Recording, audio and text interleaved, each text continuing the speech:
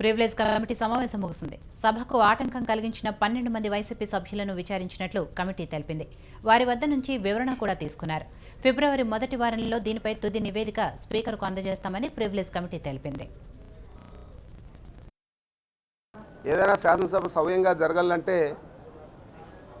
Speaker గారు అదేవిధంగా సభా నాయకుడి మీద ఆధారపడి ఉంటుంది.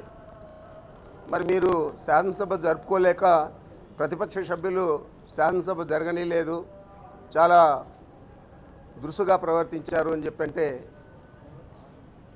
మరి గతంలో జరిగిన సంఘటనలు, అది కూడా ప్రతిపక్షంలో తెలుగుదేశం పార్టీ ఉన్నప్పుడు చేసిన సంఘటనల కంటే ఇది పెద్ద సంఘటన కాదని చెప్పి నేనైతే ఖచ్చితంగా చెప్తా ఉన్నాను. వారికి కూడా, మా చైర్మన్ గారికి, సభ్యులకు కూడా ఇదే విషయాన్ని నేను సమావేశంలో చెప్పడం జరిగింది.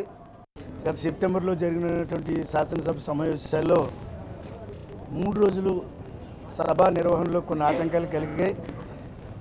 కల్పించినటువంటి ఆటంకాల యొక్క నేపథ్యం కలిగినటువంటి ఆ పిక్చర్స్ అన్నీ ప్రివిలేజ్ కమిటీకి రిఫర్ చేస్తున్నాం. చూసి మీరు తగినటువంటి సూచనలతో మరలా సభకు మీరు సమర్పించండి అని స్పీకర్ గారు ఇచ్చినటువంటి సుమారు మేము 5 సిట్టింగులు వేసుకున్నాం.